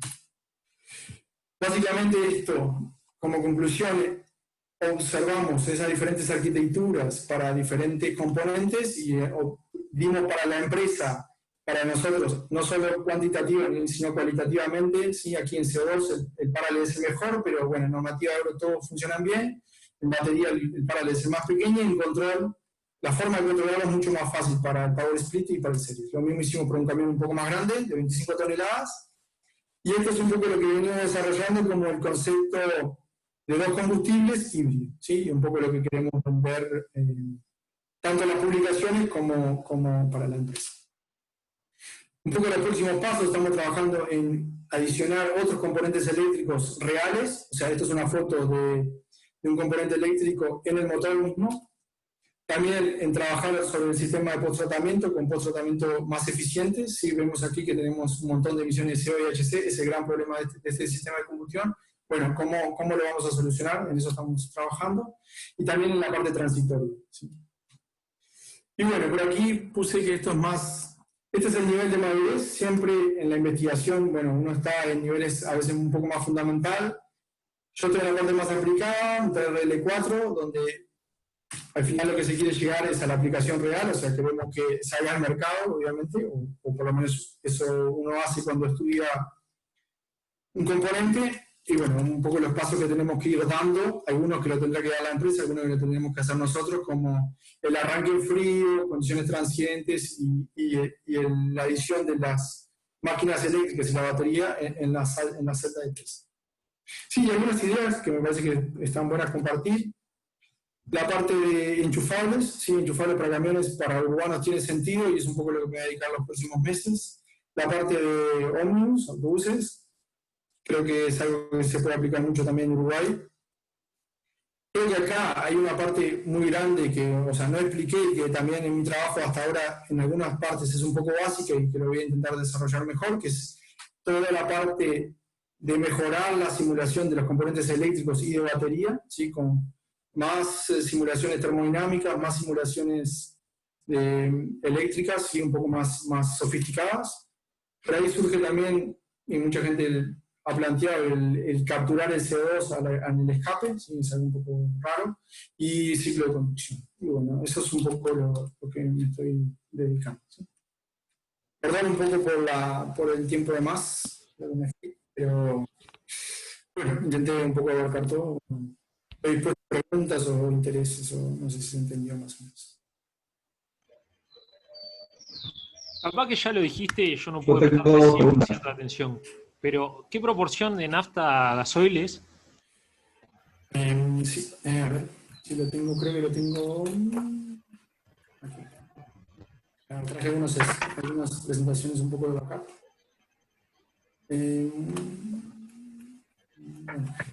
Bueno, llega casi, a ver si no tengo acá.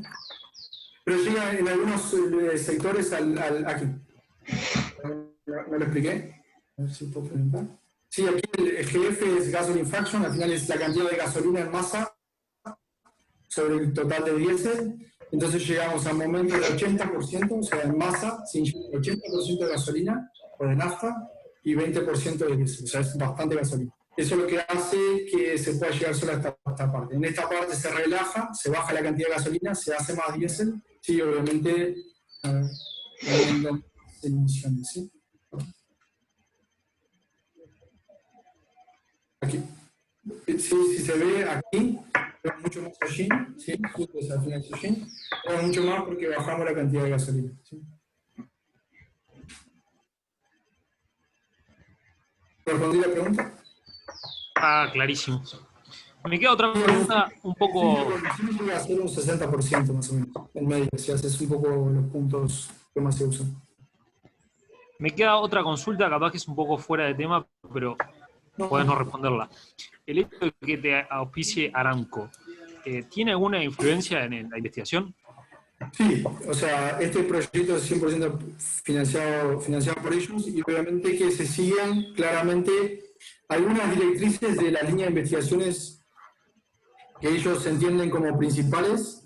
Por ejemplo, por aquí mostré el OMEX. Sí, el OMEX es un combustible que ellos promocionan, ¿sí?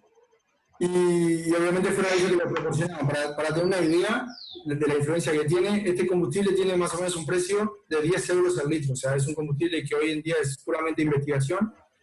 Para tener en cuenta, en un motor multicilíndrico se gastó en 5 o 6 meses unos $40.000 solo de combustible. O sea, es algo que sin un apoyo de financiación de una petrolera sería imposible, ¿sí? A lo mismo que el diésel y la gasolina. O sea, para tener una idea, esto demoró 2 años más o menos en hacerse.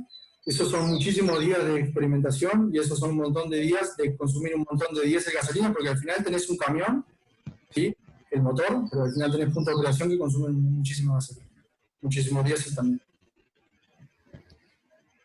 Al final el resultado lo hacemos nosotros, o sea, al final obviamente se intenta agradar la empresa, pero es un proyecto de investigación donde se dice la realidad, o sea, se simulan y se entregan los resultados que tocan. No sé si era un poco esa...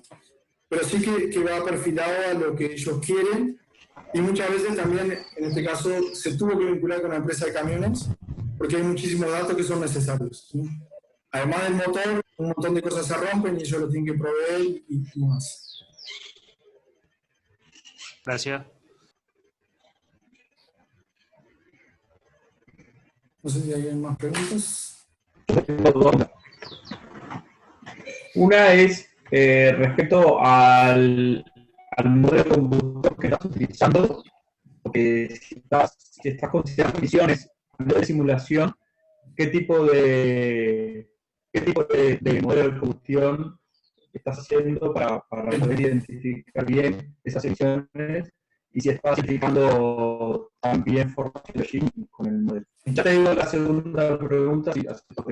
Y la segunda pregunta es, creo que es en la 26, en la presentación, en la diapositiva 26, en un momento estás hablando de la estrategia con la que vos estás trabajando, que estás de inyectar, y si no entendí mal, están inyectando el diésel antes y la gasolina antes. Entonces, la pregunta es ¿cuál es la variable o el parámetro que ustedes están considerando para poder identificar en el momento en que inicia la combustión? Y si inicia en el punto que usted quiere. Bien. A ver, respondiendo a la primera pregunta, que era sobre estos mapas, bien, ¿cómo es el vehículo? Por eso digo que se puede aplicar también en software bastante simple, porque al final el modelo de combustión, ¿sí?, usa muchos datos, pero al final la forma de simularlo es bastante simple, Pedro.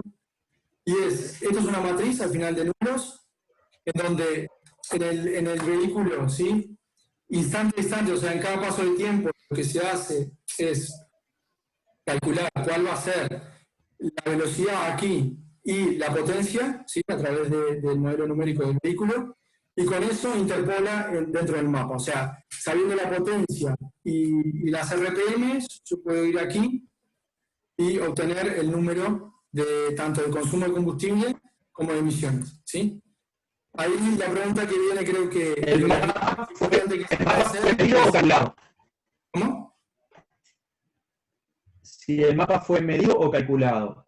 No, esto es totalmente medido, ¿sí? O sea, la forma que lo calibramos, o sea, la forma de calibración lo que hace es medir los 54 puntos y bueno, hay una interpolación, ¿sí?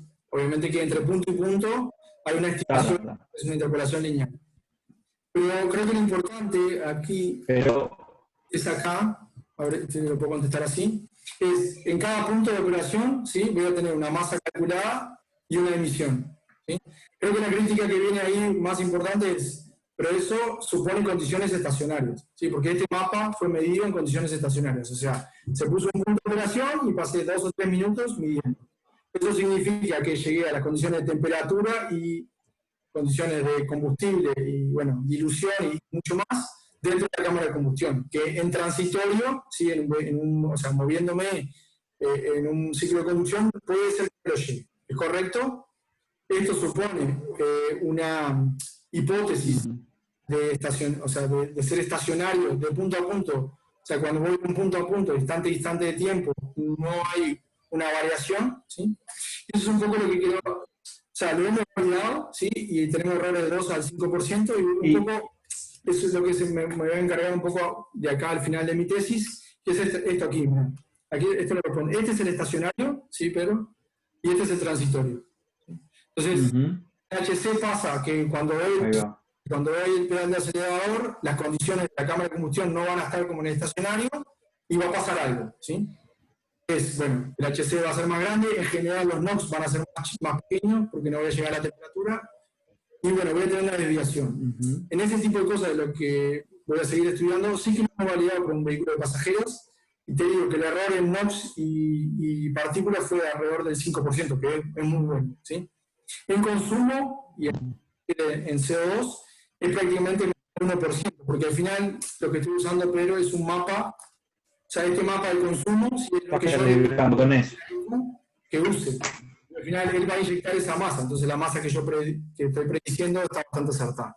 Pero en emisiones no, o sea, yo no puedo predicar las emisiones. Santiago, y tienen correcciones por temperatura, porque me imagino que los efectos de temperatura ambiente también tendrán alguna diferencia. O sea, podés tener la misma potencia y más o, digamos, la densidad del aire va a cambiar, va a entrar más o menos y eso va a afectar también a la relación de equivalencia. Creo que es algo, pero que lo vamos a poder hacer acá. Sí que en condiciones, como es un motor multicilíndrico, es muy difícil, porque al final es un motor que tenés que llegar a la temperatura de trabajo. O sea, estudiar en estacionario a condiciones frías es difícil, entonces compensación de mapas, sí que lo puedo hacer, sí que lo he visto, pero es bastante complicado.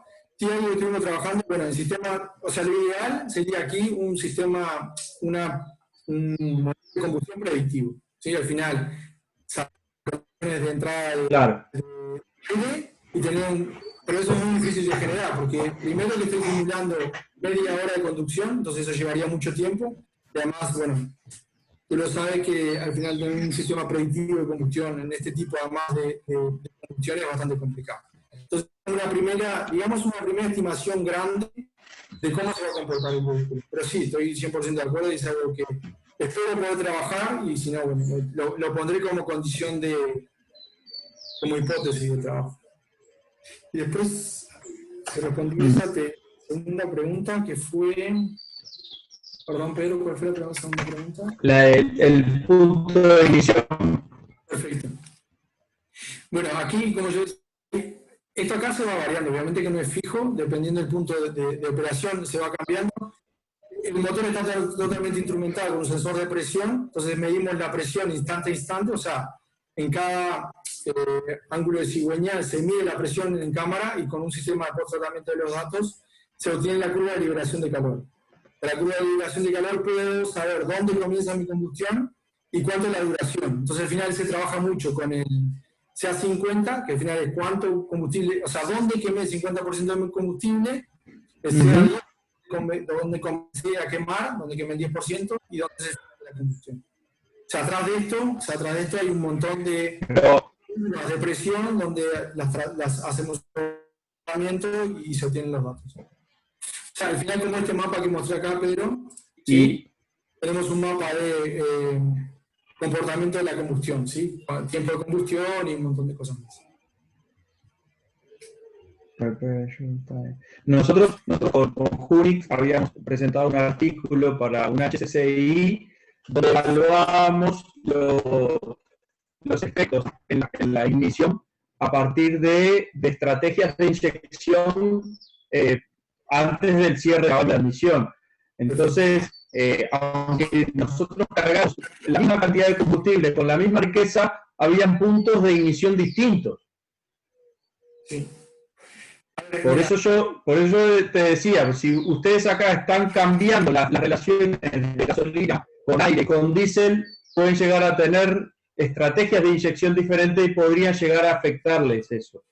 Me imagino que si están trabajando con el motor real y están sacando las medidas, a partir de ahí ya sacan los mapas experimentales y saben que va a iniciar la ignición ahí y ya está.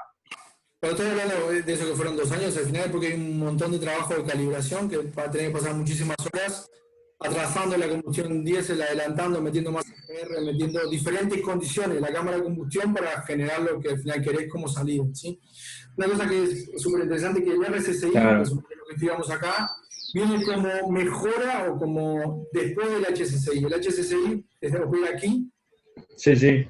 En teoría, o sea, es una estrategia muy buena porque usas un combustible solo inyectándolo bastante antes del punto muerto superior, o sea, generas una mezcla premezclada, perdón. ¿Cuál es el problema más grave? Que el control de la combustión es muy difícil. Porque Sí. no tenés diferentes, o sea, esto que genera la gasolina es diferentes reactividades y con eso puedes controlar mejor la combustión. Por eso el HCI no es que no se usa, pero sí que se usa en puntos muy específicos. Al final, si vas a ver artículos, terminan estudiando 2 o 3 puntos de operación. Este motor tiene la propiedad o tiene la idea o la ventaja de poder operar a toda condición de operación. O sea, los 54 puntos operan en estas condiciones, operan en este modo de combustión, digamos. ¿Sí? Que eso es lo que intenta mejorar del HCCI. Porque al final el HCCI lo que hace es controlar la combustión con diferentes estratificación térmica, ¿sí? De diferentes temperaturas y ahí cómo se propaga, con diferentes puntos de ignición. Claro. Esto lo que hace es además adicionar una componente más que la estratificación de mezcla. ¿Sí? Y esto, o sea, en CFD, o sea, esto fue hecho por una colaboración con un instituto de... Y la turbulencia también, Santiago. En CFD es muy complicado de estudiar, ¿sí? Sobre todo porque hay un montón de multivariables que hay que estudiar dentro de la cámara de combustión. O sea, esto para hacerlo en un... Aquí se ha intentado hacer el Stochastic Reactor Model, que es intentar dividir la cámara de combustión en diferentes módulos, con cada uno, que es un poco lo que trabaja también en DAI, cada uno simulado o calculado de una manera diferente. Bueno, ella usa Cantera por esas cosas y le va a explicar un poco la siguiente vez. Un poco mi investigación va más aplicada, la de DAI va un poco más fundamental, que creo que está bueno poder tener las dos perspectivas. Y bueno, la parte eléctrica, en mi opinión, hay cosas que limpio. Muchas gracias. Y, por ejemplo, aquí yo les traje un video, les voy a mostrar un segundo, que es el Thermal Runaway, ¿sí? Me gasto un minuto. ¿Qué es el Thermal Runaway? Es que aquí llamamos mucho de combustión de baterías, que es la batería, ¿sí? Entrando en combustión. Es un fallo que se puede dar por impacto, ¿sí? Una penetración de un objeto, que puede ser un choque, o exceso de temperatura. Exceso de temperatura, estoy hablando 100, 150 grados, no es mucho. O sea, si el sistema de refrigeración funciona mal, esto va a tener una etapa de reacciones exotérmicas, ¿sí? Que terminan en la liberación de la liberación de calor. Y bueno, hay un montón de estrategias para estudiarlo. Una es el CFD. Y acá hay, por ejemplo, el poder obtener el perfil de temperaturas, el perfil de gases que salen de esa celda, pero también desde el punto de vista 1D o 2D, ¿sí? Con un poco el estudio térmico, o sea, de transferencia de calor de la batería. ¿Sí? Al final, por ejemplo, esta es una batería de celdas prismáticas o pound cell, que al final esto va a tener una temperatura. Si tengo un punto caliente, va a pasar esto que solo para intentar un poco dar más perspectiva, que al final estamos estudiando un poco de todo. Creo que los vehículos eléctricos no están totalmente resueltos y por eso hay muchos proyectos en eso, no solo en vehículos. Creo que la parte de baterías va a surgir en todos los ámbitos, sobre todo con este tipo de celdas. No sé si hay más preguntas.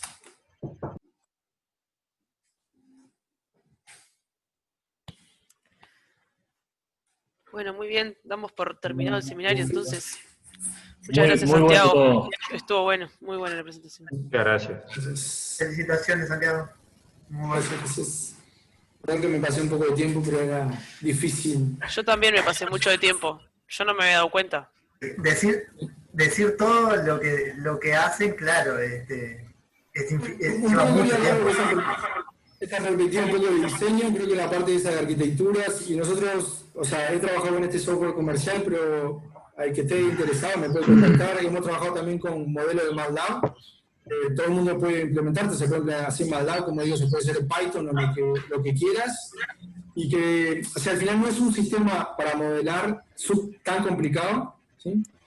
Y bueno, creo que un poco lo hablamos con Pedro cuando en estas vacaciones que estuve por Uruguay, creo que el INPI ahí, por lo menos puede formar opinión y dar datos interesantes. Creo que el estudiarlo en Uruguay es bastante interesante y se pueden hacer como ciclo de conducción de Uruguay, estudiar el análisis del ciclo de vida de los combustibles o de la matriz energética uruguaya. Creo que hay ideas ahí bastante interesantes que no digo ya, pero se pueden aplicar en el corto plazo. Bien, bueno, muchas gracias, Santiago. Sí, hay cosas de esas que ni siquiera existen en Uruguay. Sí, es verdad que hay, o sea, la interacción obviamente con fábricas en Sudamérica es casi imposible. O sea, yo estoy en Brasil y tampoco hay tanto desarrollo, a no ser en etanol. Pero bueno, sí que el gobierno debería formar una opinión o tener políticas hacia dónde va a ir Uruguay, ¿sí? En restricciones o en importaciones o al final vas a dar crédito a un vehículo eléctrico. Bueno, tal vez en el ámbito uruguayo tenga mucho sentido y hay que darle muchas ventajas a los vehículos eléctricos o vehículos híbridos. Pero bueno, China, por ejemplo, no tiene tanto sentido. O muchas veces analizamos un vehículo, sí, híbrido, pero al final todas las baterías se producen en China. Si uno va a ver la producción de CO2 que tiene la matriz energética en China es descomunal. Entonces al final el ciclo de vida del vehículo eléctrico no es tan limpio. Igual lo bueno del eléctrico es que es re fácil hacer un botón de autodestrucción, por lo que dijiste. Sí, y yo creo que, bueno, en ese ámbito se puede, de la parte de diseño, ahí vieron que hay un montón de cosas a hacer para el tema de arquitecturas. Al final esto es puro máquinas y mecanismos. Y mucha gente ha innovado y ha inventado otros diseños, o sea, incorporar de diferente manera los motores eléctricos, pero en baterías toda la parte de impacto va a ser sumamente importante. O sea, los vehículos eléctricos van a tener que tener métodos de seguridad buenos para no provocar ese tipo de combustión, que obviamente desintegra el vehículo. O sea, cuando ves fotos si ponen Thermal Runaway en YouTube, van a ver un montón de vehículos quemados. Y pasa, o sea, no pasa con todos, obviamente, pero pasa. Es que es más seguro entonces sentarse arriba de un tanque de gasolina que de una batería. Bueno, obviamente que no, pero creo que hay que... Me parece que estás tirando para tu lado un poquito. No, yo no, o sea, creo que en CMT, o sea, el instituto se llama Centro de Motores Térmicos, pero creo que ha entendido que darse solo a los motores ya no hay más vida. Cuando yo entré, así como anecdótico, a los meses parecía que un poco más era mi tesis de doctorado, iba a ser la última, o sea, parecía que habíamos llegado justo cuando el instituto iba a morir. Y bueno, creo que con el tiempo se fueron reestructurando y fueron encontrando otros modelos de negocio. Sí, aquí, al ser un instituto tan grande, vive casi todo de empresas. Entonces, si las empresas no ponen dinero, los profesores no tienen cómo invertir, y con eso baja la cantidad de doctorados. Y bueno, después llegó DAI y sigue, o sea, sigue estando y creo que van a seguir llegando muchos estudiantes y creo que va a seguir existiendo el instituto. Pero bueno, la reconversión de los institutos creo que hace parte. Es algo difícil, es algo que creo que tanto la gente que está más abajo como la gente que está más arriba tiene que ser consciente y empujar hacia eso, ¿no? O sea, yo cuando llegué vine aquí a estudiar combustión y me metieron a simular baterías y motores eléctricos. Y bueno, la primera cosa que puedo decir es, ¿no? Eso no es lo que yo quería. Y al final hay que hacerlo. Creo que es importante reconvertirse, aprender otras cosas. Y esto es eso. Y no hablo más porque es tarde. Para ustedes también. Yo le he dicho a Pedro, bueno, a todos un montón de veces, que tenga interés se puede contactar conmigo y que se pueden hacer estancias también. O sea, como vieron, hay 5 pisos donde se puede hacer de todo. Tanto hay gente muy especializada en control, muy especializada en transferencia de calor.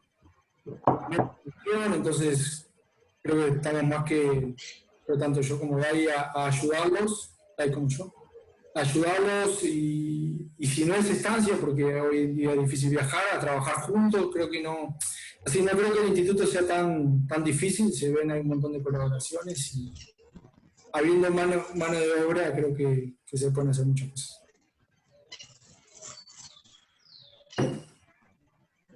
Muy bien, muchas gracias. Bueno, nos vemos, no sé, pronto. Bueno, impecable. Con Santiago y Dayana seguramente en el próximo seminario que va a presentar Dayana. Exacto. Hasta la próxima. Muchas gracias a todos. Bueno, muchas gracias. Hello. Hasta Nos luego. vemos.